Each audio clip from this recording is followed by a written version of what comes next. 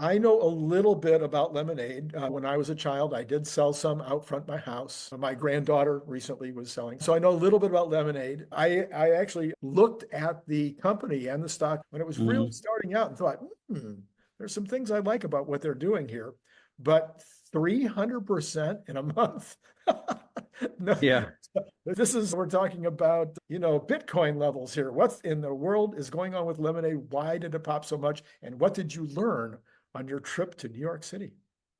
Lemonade is a tech company that sells insurance, and they specialize in pet and renters insurance. The reason why it started to go up was they had an earnings report and they reported positive cash flow.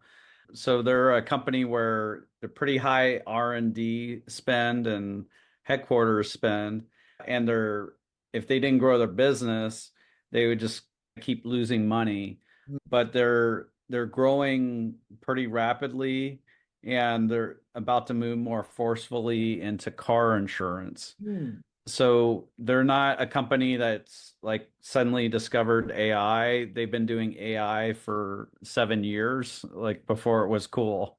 What they revealed at their investor day, which Matt and myself attended in New York City, was multiple things. So they revealed that with the telemetry data that they have, they're able to identify the top two-thirds of drivers who are better drivers and make money for insurance companies. Ah. And they will be able to offer them a 15% discount to what is typical in the United States because they can identify them.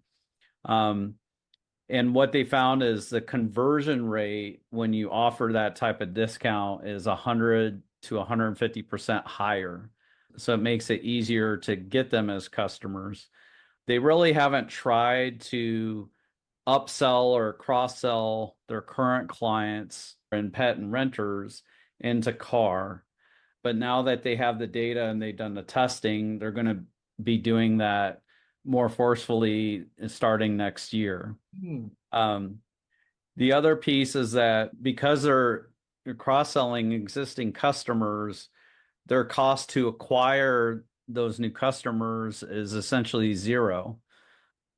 What you may not know is a lot of car insurance, like we see these ads all the time, and there's all the jingles and slogans and mascots for different car insurance companies. They typically spend $450 per customer. Now, if Lemonade can get them for close to zero, that's a huge advantage that they have. There's definitely a high cost of acquiring in all insurance. Some of my wealthiest friends here in West Los Angeles were in the insurance business in one way or another. Mhm. And they also did a live showing of their back office systems where they showed how efficient they were using AI to answer emails. Hmm.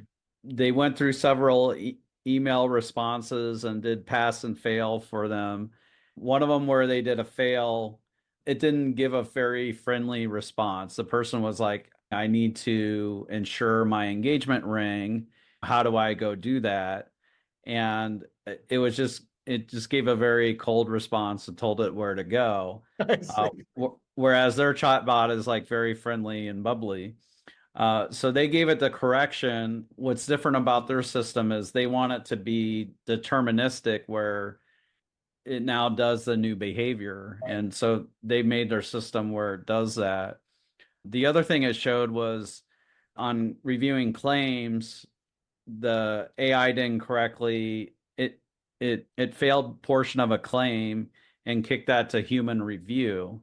And a human in a legacy insurance company, they probably have to do that same review 100 or 1,000 times, but they train their system to correct that mistake so that it doesn't take that many times to really train the system.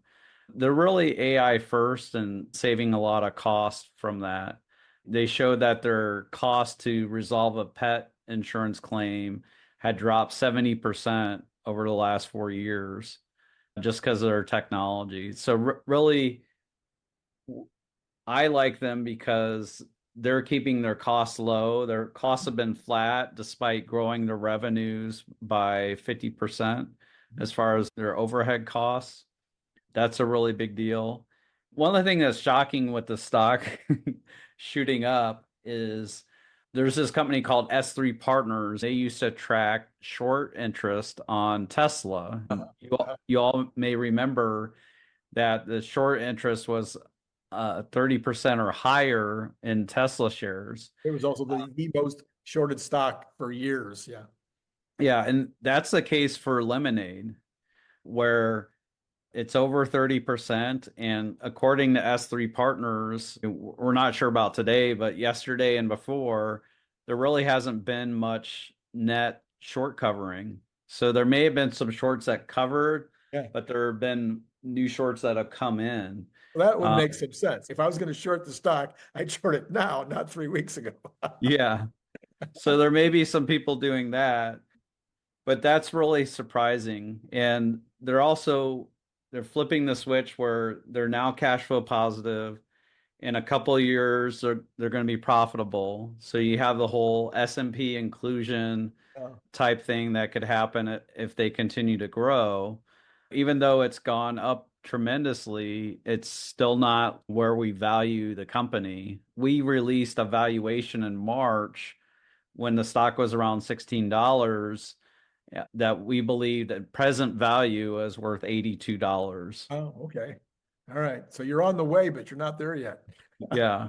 Now, We don't think Wall Street's necessarily going to agree with us fully on this, some kind of unending move to 80. yeah, yeah. But one of the things that's funny is the CFO during his presentation just gave like a sample way to value the company, the stock. Yeah. He said $80 a share on his sample valuation. It was he didn't value it the same way we did, but they also provided Wall Street with some ways to value it because they're just not valuing it properly. They're used to looking at insurers that are already profitable, that aren't growing rapidly, and they've forgotten the whole unit economics of insurance. And so they've given them the tools to do that. So there's been quite a bit of Wall Street price upgrades.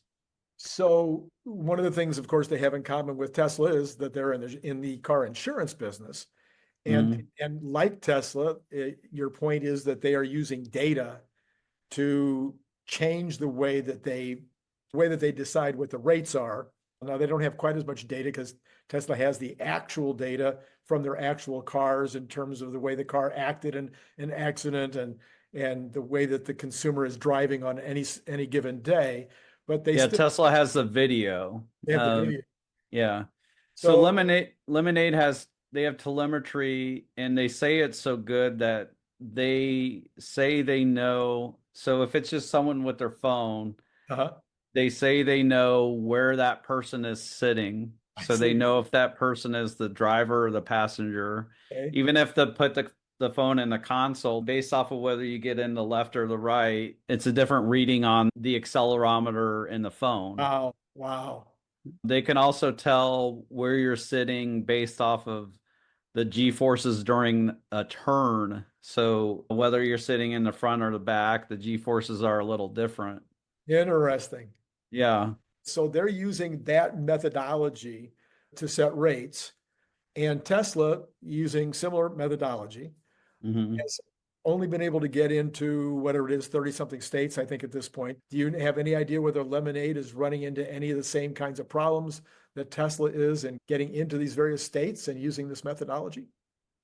Yeah, I think part of it is due to lobbying from legacy auto. I think another reason why Tesla maybe slowed down is it's just been a very tough environment with inflation, slow car repairs, things like that, where car insurance has been very difficult. They probably can't serve all 50 states. Lemonade's approved there, but they have to price it differently in different states. And the way California does it, I think Lemonade quit California, and I'm not sure if they came back yet. I've always been concerned about with Tesla's insurance and I'm assuming this will be the same thing, obviously, with Lemonade, is because they don't offer homeowners.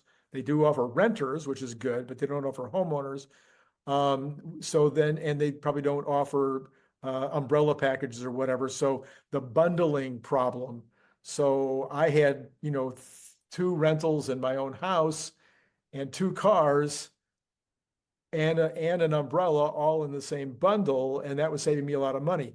I got rid of one of my cars. We only have one car now, and man, the price of my the price of my insurance for the Tesla went up like crazy. Mhm. So the bundling problem, is that going to slow them down, or do you think they'll get into homeowners and umbrellas? They seem less interested right now in homeowners. I think that's a valid question for Lemonade longer term. So will they get back? What will that look like? I think for now, their audience is very young. So I think around 70% of their customers are 35 or younger. Wow. Yeah. Interesting. So, um, most people aren't homeowners and until like maybe Yes. their early 30s, that kind of thing. So I think it's fine for now, but it's definitely a concern that they probably need to figure that out so they can offer those bundling discounts.